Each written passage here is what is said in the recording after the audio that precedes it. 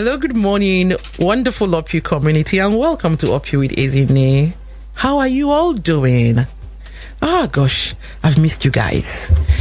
Yeah, it's day 7 of our September to remember. You all know what they say about number 7, right? 7 is often considered a lucky number. It has a definite mistake, perhaps. That's why it's a prime number. But did you know that the number 7 cannot be obtained by multiplying two smaller numbers together? How completely unique is that? You just learned something new this morning, huh? It's our hour on radio, and I'm here to keep you company as usual. Our topic today is back to school. So let's do this, beautiful people. Finding self, finding purpose. My name is Ezinne, and I'm your host.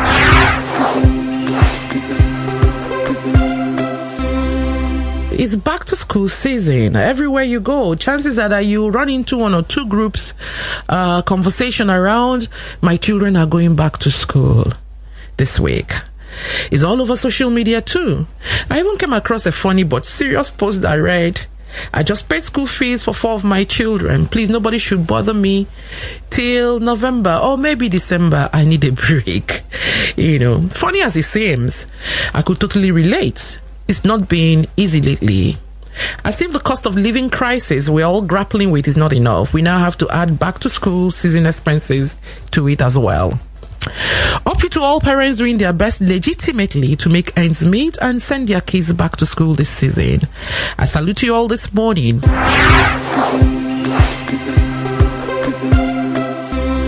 Welcome back. If you're just joining us, you're tuned into Mainland FM 98.3, and the topic on the burner is back to school. May I remind you, dear listeners, that episodes of UpYou with Ezinne are uploaded on our YouTube channel. Please go catch up, take the nuggets you need to run for your dreams, your life. Subscribe and leave us a comment. It will help us to serve you better. Remember, it's all about you. Today, as usual, we're streaming on Instagram at UpYou with Ezinne, on Facebook, and also at gardenradio.com. Finding self, finding purpose. The phone lines will soon be open, and the numbers to call, text and WhatsApp is 0913 6000 410.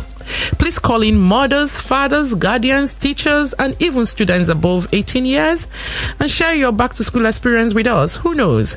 Someone can learn a thing or two that may benefit them in this session. But first of all, let's bring up our guest for today.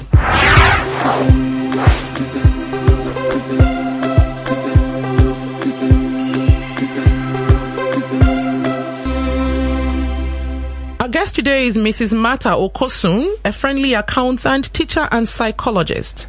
Mata holds a BSc Accounting and Finance from Ambrose Ali University in Edo State. Her passion for impacting knowledge, teaching if you like, saw her go for her PGD in education from the prestigious University of Lagos. She taught at St. Gloria School, Ikeja, and Koramo Secondary School, Victoria Island, before setting up her school, St. Omareta in Ikosi, which also offers after-school services. Not quite done with being the proprietress of the school, Mata also doubles as the educational consultant of Purple Iris School in Aja. She's a lover of children and a lover of sports. Our guest today reminds me of the biblical Mata who took charge to get all things done well for their special guest. Welcome.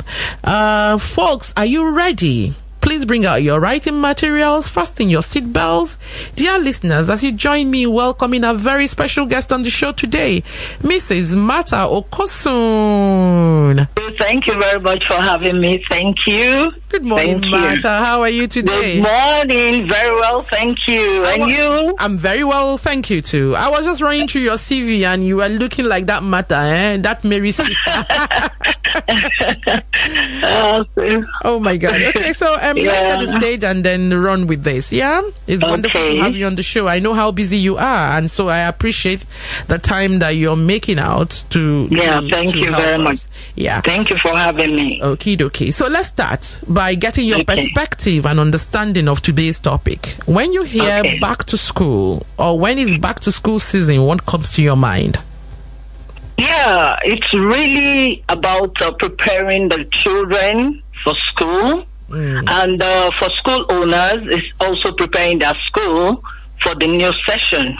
So for mostly for students, we prepare the kids for their lunch, their school fees, their books, and if they have to buy new materials like school bags, school shoes, parents have to prepare them to get those new things for them.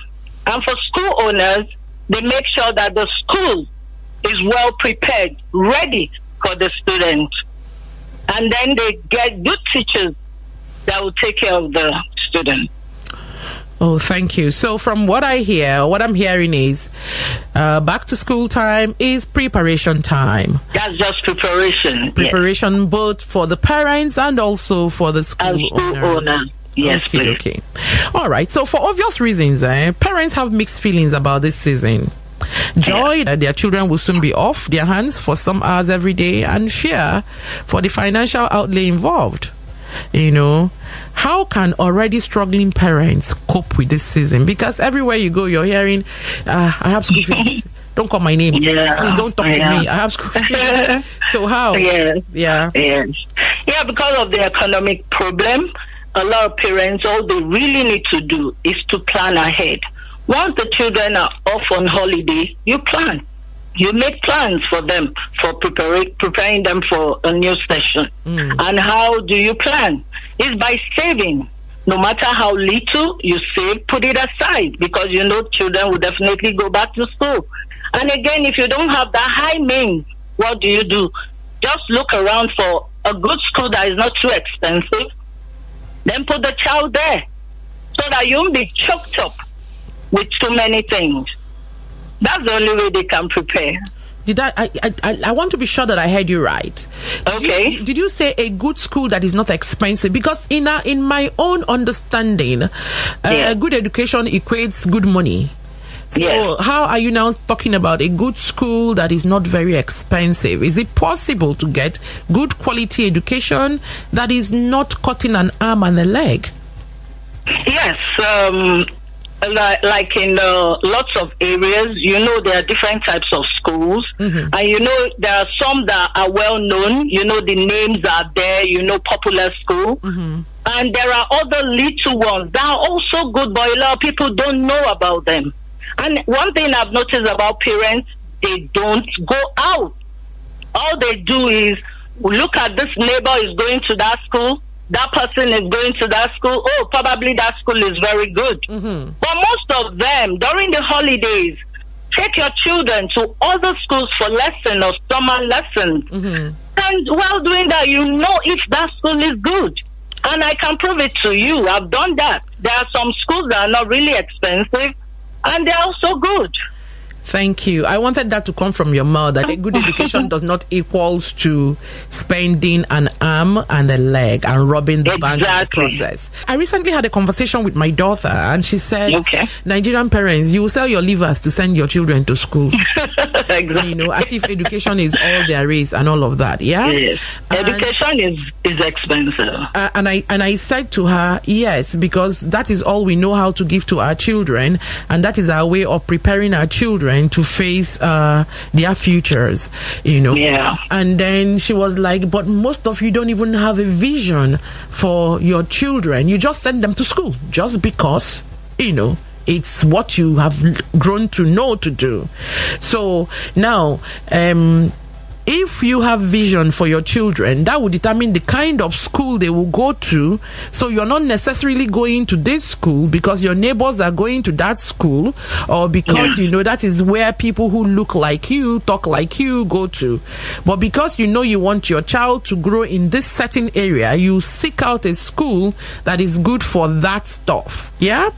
So now tell me, does it make sense to pre-plan, to have a vision for your children, and to actively seek for schools that will support, their talents and their inclinations going forward?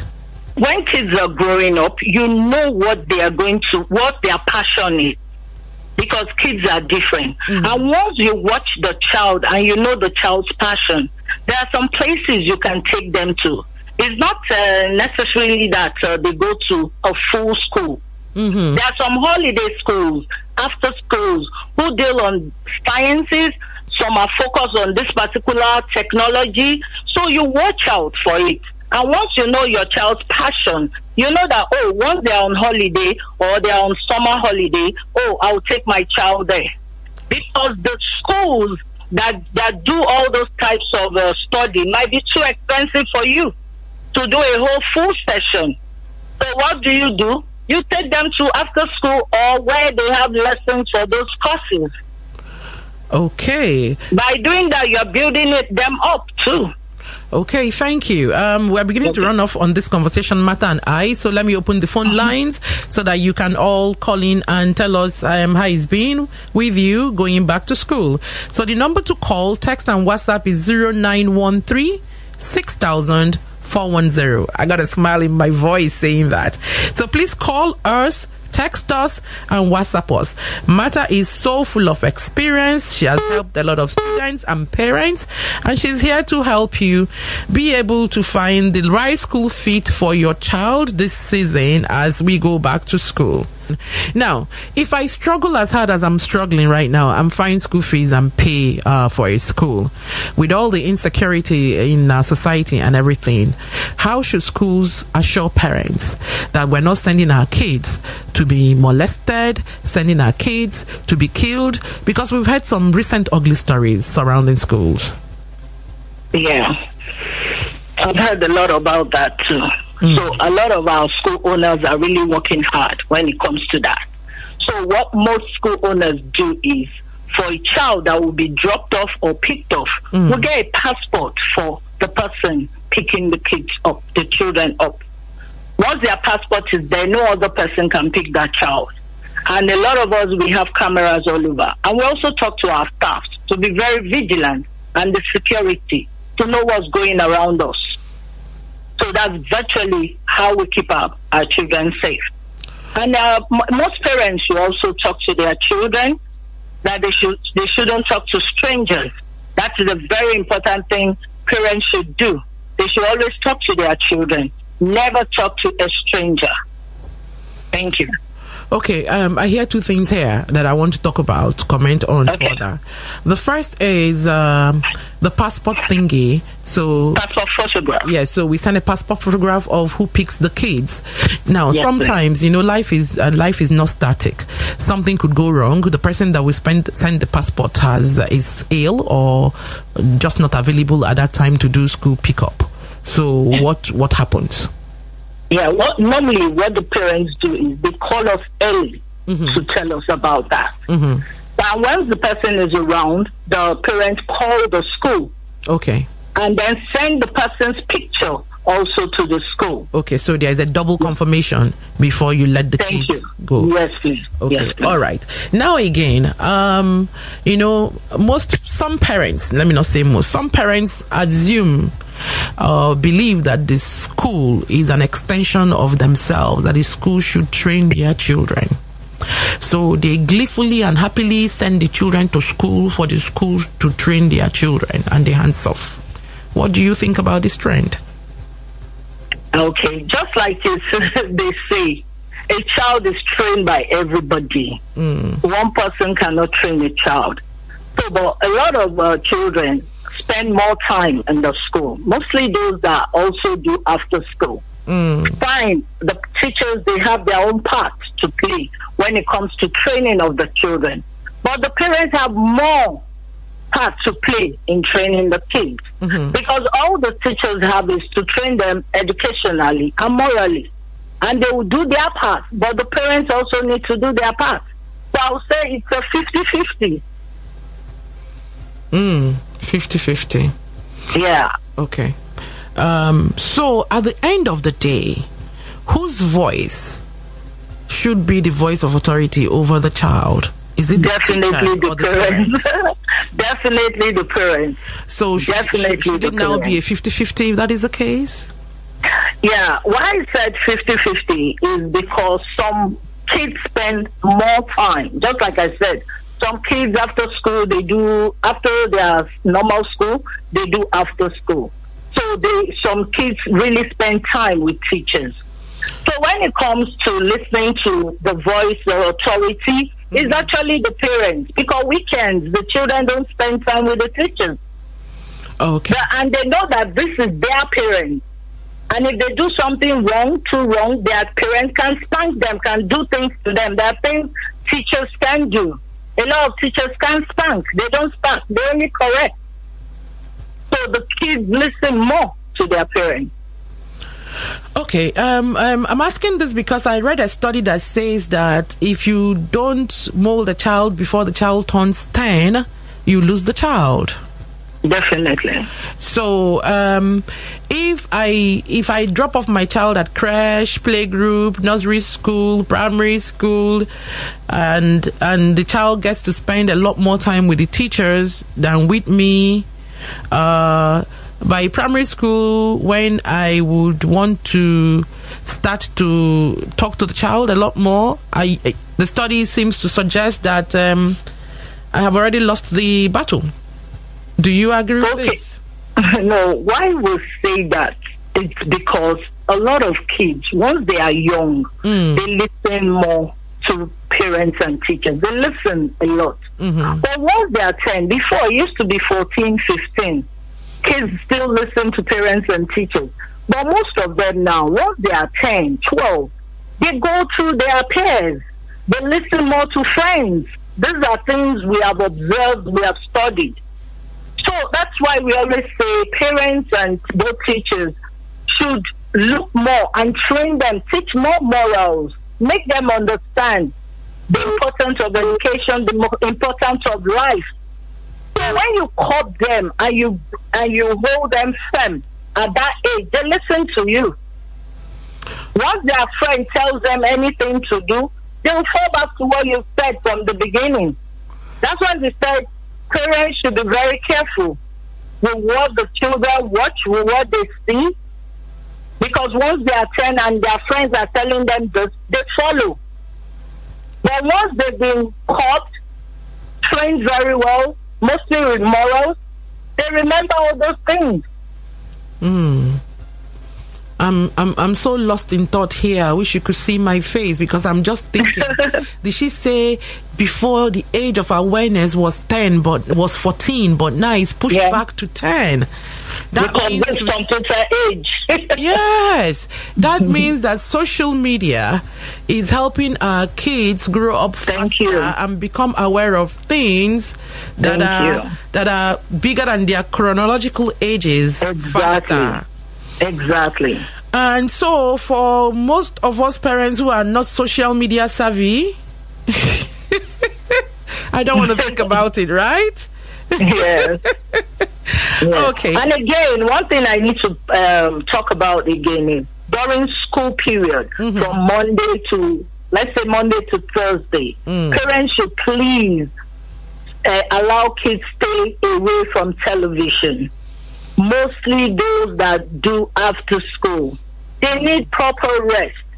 Those things would not make them concentrate in school. They forget things easily. Parents should make sure that kids stay away from television, mostly when it's school period. It should be a rule. It should be a rule in the house. They can start watching television from Friday to Sunday. That is proper. Okay, thank you very much for that observation.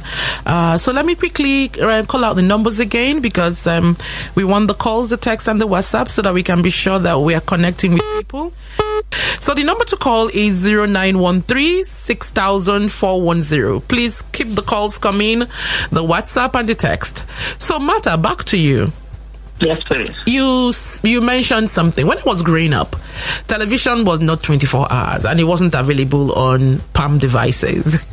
TV started about afternoon and we knew when it would end. And we had things we watched. We didn't watch everything. We just watched news and all of that. Hello? Good morning. Who's calling? Hello. Good morning. My name is Sam from Owe. Sam, how are you, sir? Fine, thank you. How are you? Very well, thank you. For our guest. Thank you for getting us before the resumption of the children to school. Yes, sir. Please, this area of phone, because the little kids of nowadays, they want to look at the phone continually and spend more time. as a teacher, what advice will you give to the parents? And how often do you expect the children to, because whether you like it or not, children also need phone for their homework and the rest. Yes, sir. How do we control the children in this area? Okay, sir. Thank you. She will answer now. Martha, did you get that question? Did you hear him? Yes, please. I did. I did. So it's very important to have a general phone in the house, like a land phone in the house. And if kids need to do assignments, there should be a device, a laptop in the house where you can monitor. You can never allow kids go online when you're not there. It's not right. Children should not operate any device that is connected, because they can go to anything. They can open anything they don't even know. So the best thing is have a general phone. There are still children. When we were growing up, we didn't have a phone. We had a landline. So there should be one phone in the house in case of emergency. You need to call them. Then if they need to have their assignment done, have one device that can be supervised by somebody. Okay. Mr. Sam, I hope you got the answer that Martha gave.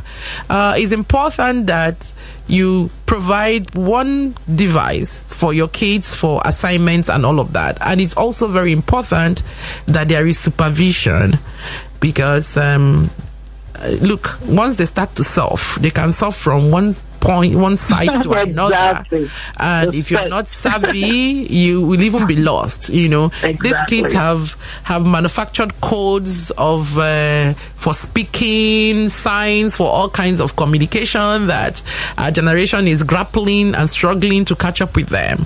So the best thing is to make sure that we put parental controls. I was saying earlier that even TV watching in my own time, we knew what we could watch and when we would watch. And then we knew when we would go home and when we would go back to bed. So it wasn't 24 hours non-stop like that. So let us try to train up our children to train up their minds, because the truth is, whatever goes inside of you is what you're going to put out. So if our kids are binging on the net, they would most times not be able to use their God-given ability to think out things, and we need to encourage them to do that. Is that a call coming through again? Good morning, Uppy with Ezinne. May I know who is calling? Good morning. Morning, how are you? I was 16 years old, to be precise, speaking from my own perspective. Okay. Speaking from my own, what in this generation, what's going on now is peer pressure. What's going on now is what? Peer pressure. Yes, everybody wants to belong. Peer pressure. Everybody wants to belong. Yes, and if you don't behave like they won't talk to you again. Yeah, in school. If you don't have a phone, if you don't have a laptop, if you don't have this, if you don't have gadgets, then you're not a cool kid, yeah? Yes, they look like you, yes. So, and it's affecting a lot. So, okay, I think we've lost her, but I think we get the gist of what she's trying to say. Exactly. Peer pressure. Exactly. She's not having not having gadgets all when gadgets, others have that. Mm-hmm. Yeah, exactly. Just like I said, that's training from the beginning. Mm-hmm. Be content with what you have. Parents need to talk to children a lot. If not, they will face all those things. Because not everybody that must have a phone is not everybody that must have a gadget. It's not. So parents need to talk to their children about this. Aside parents talking to their children, Martha, I hear you. I think we parents need to also caution ourselves. Some of those things are just show of manship. Exactly. Because you see, all hands are not equal and will never ever be equal. Yeah. So we need to understand that there's no point buying your kids stuff that will put pressure on other people and cause them to go off tangent. Yeah. And then cause them to start thinking what they're not supposed to think. You can get the gadgets for your kids. Please no, I'm not saying you shouldn't, but they shouldn't take them to school. Exactly. School should be a leveling playground. I give an example with the secondary school my daughter attended. I don't want to call their name because they're not paying me to do advert for them. But the fact is, in that school, we had all sorts of kids from all sorts of home. School fees was the same from class 1 to class 5. It didn't matter whether you were writing exams. Everybody paid the same amount of money. Everybody had the same kind of school sandals. Everybody had the same kind of wristwatch the school specified. And no child was allowed to come with 1 naira or any kind of provision. So, ab initio, all of them were made equal. And the school, that's where rules and regulation come exactly in. And the school didn't stop at that. When we came to visit, or when we come to visit parents, the school will address us and say to us, we don't want to see your status, we want to see parents. So when you come to that school on a visiting day, all oddlies, all police escorts, all whatever are dropped at the security gate. The people that enter the school compound is either a father or a mother. It doesn't matter if you were the governor of Lagos State. I did use my eye to see the governor of Lagos State at the time carrying his own cooler with his wife, going to the picnic area to sit with his children, because the school said they wanted to see parents. So whatever else you came with, you left it at the gate of the school. You pick it up when you get there and go. So we need to be considerate so that our kids, because of don't put pressure on other kids. I mean, I could feel the pain of this young girl who called in. She wants to be a cool kid as well. She wants to belong. And what she should be doing at this point is studying, not worrying whether she fits in or not. A gadget on. Because she does really fit in. I mean, she's in this world, so she's in this world. So let's us as well, because we're the ones who provide these things for our kids. Let us please take it easy and put the rules that they don't take it to school. Kids can be naughty, so let's make sure that when they're packing their bags, we check. Very, very important. Very important. Parents should spend more time to also listen to children and allow them do things. Nigerian parents don't allow children do things by themselves. They want to, like I saw a child, 6 years old, could not even dress himself up. It's wrong. And abroad, you see 3-year-old, 4-year-old, they can wear shirts, wear trousers, do things on their own. Parents don't allow kids do anything. The help will do this. This one will do this. Your teacher will do this for you. It's wrong. It's totally wrong. That's why we are getting it all wrong. Allow the children grow up. They should allow children to grow up. It's amazing how what worked with us. Hello, good morning. Up you with Ezinne. Who is calling? Hello, good morning. Good morning. How are you? Who's calling? And where are you calling from? My name is Victor from Major State. Good morning, Victor. How are you today? I'm fine, thank you. Okay, may we have your contribution, please? My contribution is that then when I was in school, anytime I asked my parents for phone, like I want to use it for assignments, they'll be like in their own days, they don't use phone. That those that don't have access to the internet are even more brilliant than our own generation of now. That would even make more use of our textbooks. So is it right? Like they don't allow us, they don't give us the access to internet. I should make more use of our textbook rather than requesting for the use of the internet. Okay, we got that question. So hold on and let's hear what Martha has to say to you. Martha, did you hear him? I did. I did. So, that's a good one from the parents. And truly, that's one thing I've understood now. A lot of kids don't even go to the library to read. Are there still libraries, Martha? Children. There are libraries, lots of libraries. Oh, really? Lots and lots, yeah. There are lots of libraries everywhere. Oh, wow. You go to a sports club, there's a library. Go to churches, there are libraries. A lot of kids don't even know this. They don't. Everywhere, any social house, anything you're doing there's always a library.